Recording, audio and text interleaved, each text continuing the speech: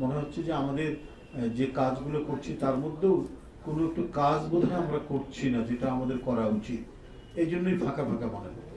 তো সেটি পূরণ হয়েছে যে রাজনীতি মানেই তো হচ্ছে সমাজ সেবা, কিন্তু সমাজ সেবার যে মূল দায়িত্ব সেটা আমরা কতটুকুই বা পালন করি। কারণ বাংলাদেশের মতো একটি দেশে আমাদের রাজপথের ডেমনস্ট্রেশন, বিপ্লব, সংগ্রাম, মিছিল করতেই সময় কেটে যায়।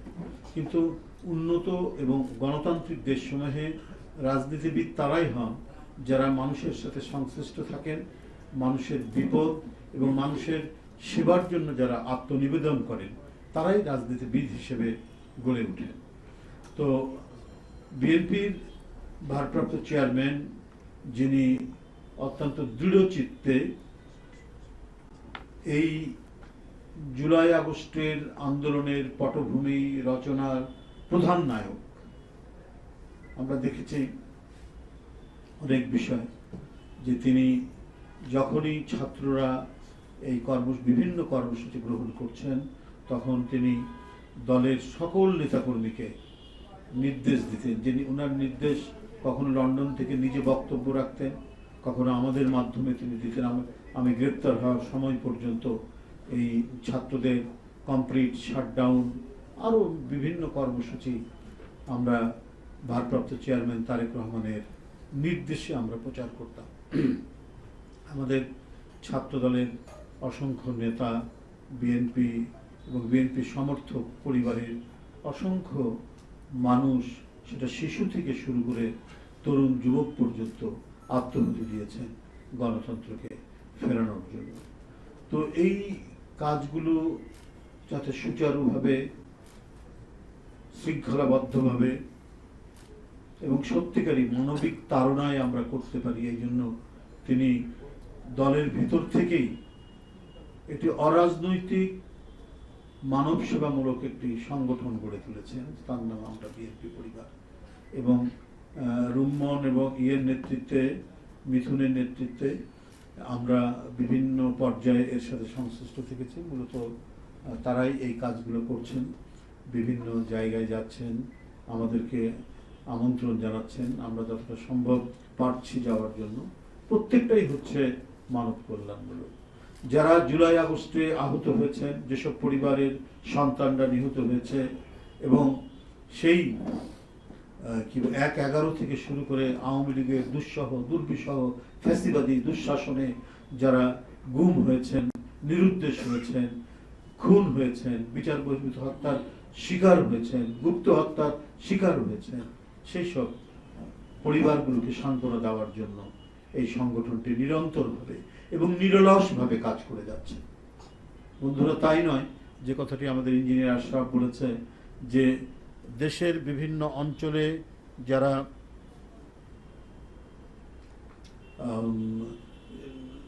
নানা ধরনের মানুষ, বিশেষ করে তরুণরা, যারা উদ্ভাবনী শক্তি সম্পন্ন, যাদের মেধা পর্যাপ্ত পরিমাণ, যাদের মেধা রয়েছে এবং সেই মেধার কিছু কিছু আমরা প্রকাশ দেখি, তাদেরকে উৎসাহিত করার জন্য, তারা যেন অকালেই ঝরে না যায়, সেজন্য আমরা বিএনপি পরিবার কাজ করে গেছি। এটাও আমরা মনে করি যে একটি বৃহত্তর মানবিক কাজের অংশ। আমরা চট্টগ্রামে যে কথা সে বলেছে, বাঁশখালীতে গিয়েছিলাম, একটা ছেলে ড্রোন বানাতে পারে, অত্যাধুনিক ড্রোন বানাতে পারে, এবং সরকারের বিভিন্ন সংগঠন তাদের কাছ থেকে সেটি কিনছে। সেই ছেলেটি, সে ডিপ্লোমা ইঞ্জিনিয়ার, তাকে যদি সহযোগিতা করা যায়, সে যদি আরো উচ্চতর ডিগ্রি নিতে পারে, বিএসসি ইঞ্জিনিয়ার হতে পারে, ওর দ্বারা তো আরো ভালো কিছু, আরো উন্নততর কিছু করা সম্ভব। এই ভাবনাটা ভেবেছেন আমাদের ভারপ্রাপ্ত চেয়ারম্যান। তিনি ছোট্ট একটি সংবাদ লক্ষ্য করেছেন কোন সংবাদপত্রে, সেখান থেকে দেখে আমাদের রুম্মন এবং মিথুনকে জানিয়েছেন। তারা সেটি খুঁজে বের করে তার বাড়ির অ্যাড্রেস নিয়ে আমাদেরকে সাথে নিয়ে সেখানে গেছে, এবং আমরা আশ্বাস দিয়ে এসেছি যে তার গড়ে তোলার ক্ষেত্রে, তার কাজের ক্ষেত্রে এবং তার নিজের আরো পড়াশোনার ক্ষেত্রে যতটুকু সহযোগিতা দরকার সেটা আমরা দেব। এবং বিএনপি যদি রাষ্ট্র ক্ষমতায় আসতে পারে তাহলে সে আরো বেশি সহযোগিতা পাবে, কারণ বড় ধরনের কর্মযজ্ঞ করার জন্য তো বিরোধী দল বা একটি রাজনৈতিক দলের পক্ষে সম্ভব না, সেখানে রাষ্ট্রীয় পৃষ্ঠপোষকতা দরকার। সেই কারণেই বলেছি যে বিএনপি যদি ক্ষমতায় আসে তাহলে সেই ছেলেটিকে রাষ্ট্রের সহযোগিতা দিয়ে সে যাতে তার উদ্ভাবনী শক্তি, তার আবিষ্কার, সে যে তার যে মেধা, এটা যেন প্রকাশ ঘটাতে পারে। তাই বন্ধুরা আমার, আমরা এই ধরনের একটি দেশই এদেশের মানুষ কল্পনা করে, এবং সত্যিকার অর্থে গণতন্ত্র প্রেমী মানুষ এমন একটি দেশ কল্পনা করে যে দেশটিতে মানব প্রেম থাকবে, সমাজ সেবা থাকবে, এবং যারা রাজনীতি করবে তারা সমাজ সেবার মধ্যে দিয়েই রাজনীতিবিদ হিসেবে গড়ে তুলবে। আমাদেরকে সেই প্রেরণা দিচ্ছেন ভারপ্রাপ্ত চেয়ারম্যান তারেক রহমান, সেই প্রেরণা আমাদেরকে দিয়ে গেছেন শহীদ রাষ্ট্রপতি জিয়াউর রহমান, দেশনেত্রী বেগম খালেদা জিয়া। আজকে যখন তাকিয়ে দেখি কি দেশ তৈরি হয়েছিল, এটি কি ভয়ঙ্কর পরিস্থিতি হয়েছিল দেশটি। 5ই আগস্টের দিন আশুলিয়াতে 6 জনকে মেরে ফেলে তাদেরকে গাড়িতে তুলে পুড়িয়ে দেওয়া হলো, এবং তার মধ্যে একজন জীবন্ত মানুষ ছিল। শেখ হাসিনার পুলিশ এই নির্মম, এই নিষ্ঠুর কাজ করেছে।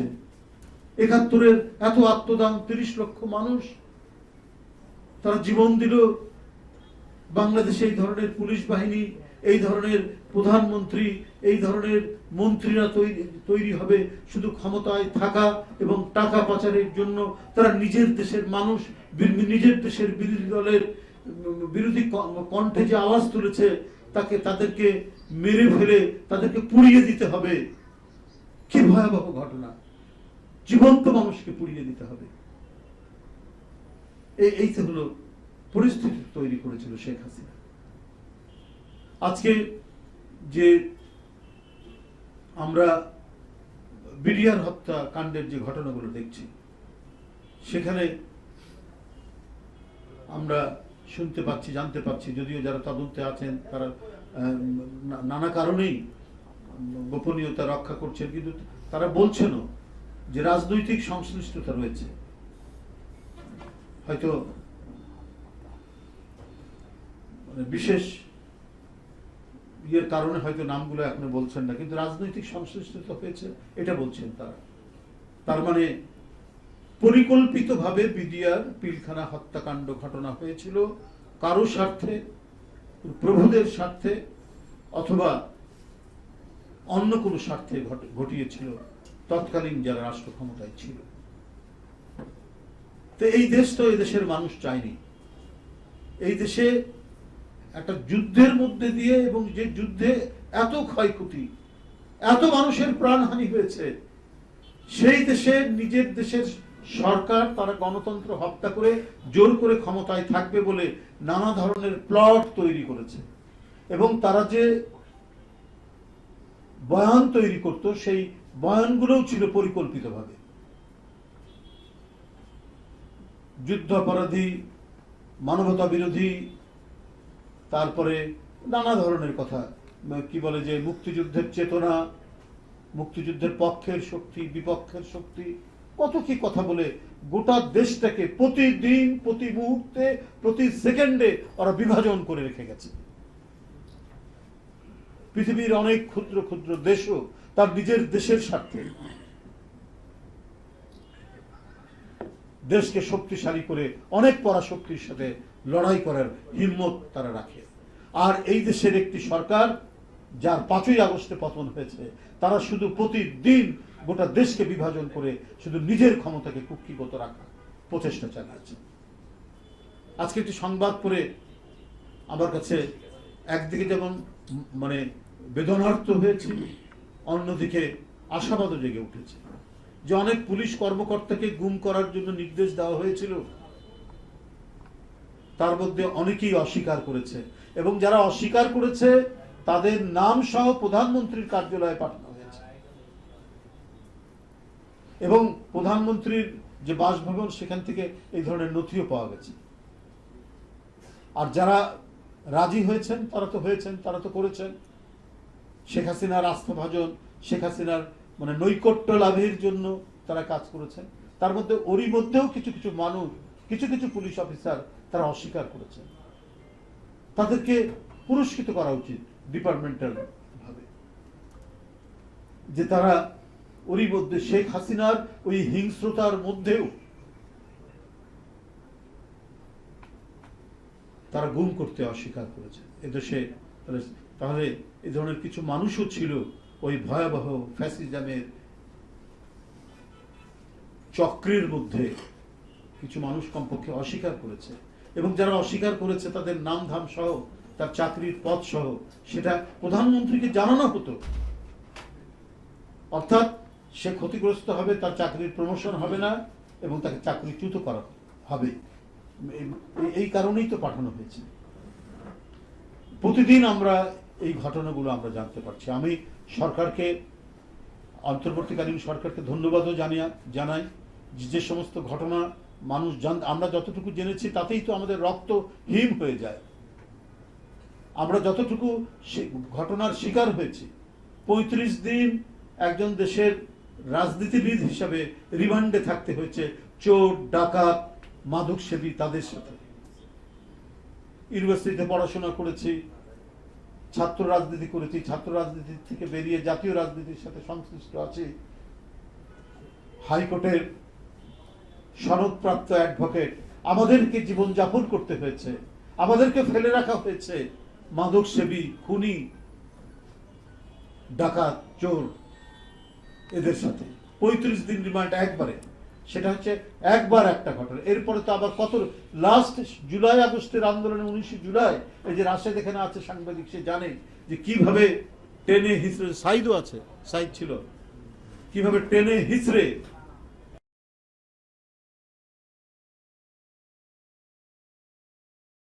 গাড়িতে তুললে হচ্ছে ডিবি পুলিশ। তার প্রত্যক্ষ প্রমাণ ওরা তো জানে। এই পরিস্থিতি অতিক্রম করে আমরা এসেছি। তো সুতরাং অন্তর্বর্তীকালীন সরকার যে বিষয়গুলো উদ্যোগ নিয়েছেন, বিডিআর পিলখানায় এখন নতুন করে যে তদন্ত করে আমরা যে তথ্যগুলো পাচ্ছি, এগুলোর প্রত্যেকটির বিচার হওয়া উচিত। যারা ওরই মধ্যেও অন্যায় কাজ করেনি, অস্বীকার করেছে, তাদেরকে পুরস্কৃত করা উচিত। অন্তর্বর্তীকালীন সরকারকে এটা অনুরোধ করব। এবং আরেকটি অনুরোধ হচ্ছে যে 5ই আগস্টের পর থেকে এই পর্যন্ত নানাভাবে, নানা কারণে প্রায় 177 জন মানুষের হত্যাকাণ্ড ঘটেছে।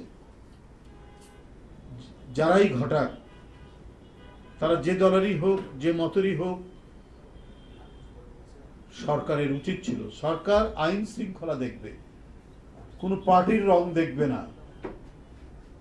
কে ক্ষমতাশালী ব্যক্তি, কে ক্ষমতাশালী নয়, কে ধনী, কে নির্ধন, এটা বিবেচনা করবে না। করবে কে অপরাধ করছে, সেই অপরাধীকে চিহ্নিত করে তাকে আইনের আওতায় বিচার করবে।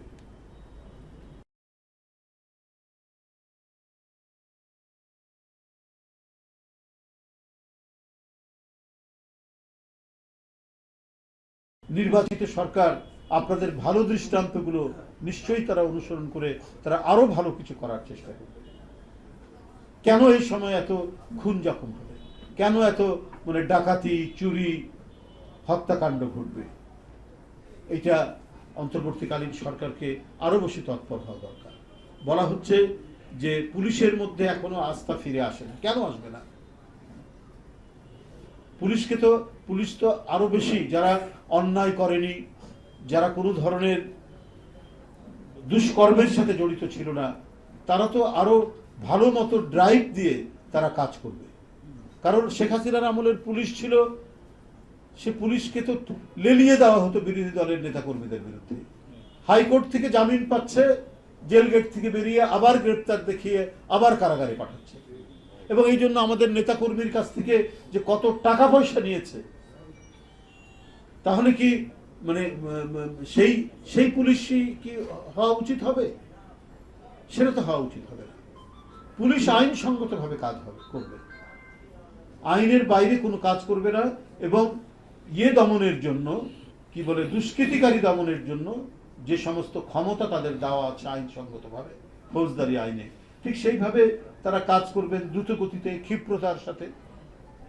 তাহলে তো সমাজে শান্তি স্থিতি ফিরে আসবে, দুর্বৃত্তরা এলাকা ছেড়ে চলে যাবে, না হলে আইনের আওতায় তারা কারাগারে থাকবে। এটাই তো নিয়ম হওয়া উচিত। যাই হোক, আমি আর বক্তব্য দীর্ঘায়িত করব না, আপনারা অনেকক্ষণ অপেক্ষা করেছেন। আমি আশা করব যে আমরা বিএনপি পরিবারের যারা কাজ করছেন দিনরাত নিরন্তর, তারা তাদের এই সমাজসেবামূলক কাজ, কারণ আপনারা জানেন যে তাদেরকে করে যেতেই হবে। এই যে এতজন মানুষ, 1415 জন শিশু থেকে শুরু করে তরুণ, কিশোর, প্রৌঢ়, কেউ বাদ যায়নি। শেখ হাসিনার পেটুয়া বাহিনী, শেখ হাসিনার আইন শৃঙ্খলা বাহিনী দ্বারা তাদের প্রাণহানি ঘটেছে, তারা শাহাদাত বরণ করেছে। তো সুতরাং তাদের পাশে থাকতেই হবে। জাতীয়তাবাদী শক্তির একটি অর্গান হিসাবে একটি সমাজসেবী সংগঠন থাকতে, এবং 20,000-এর অধিক নেতাকর্মী আপনার আহত হয়েছে, অনেকেই এখনো হাসপাতালে কাতরাচ্ছে, ওদেরকে আমি দেখে এসেছিলাম হাসপাতালে। তো এই যে পরিস্থিতি, এই পরিস্থিতি থেকে আমরা আমাদের সাধ্য অনুযায়ী, আমরা ক্ষমতায় নেই, কিন্তু বিএনপি শুরু থেকেই ভারপ্রাপ্ত চেয়ারম্যানের নির্দেশে প্রাণপণ চেষ্টা করে আমরা আমাদের আহত এবং নিহত পরিবারের পাশে থেকেছি এবং এখনো থাকার চেষ্টা করছি। আপনাদের সকলকে ধন্যবাদ। আমরা বিএনপি পরিবারের সকল কর্মকর্তাকে ধন্যবাদ জানিয়ে আমি আমার বক্তব্য শেষ করছি। খোদা হাফেজ।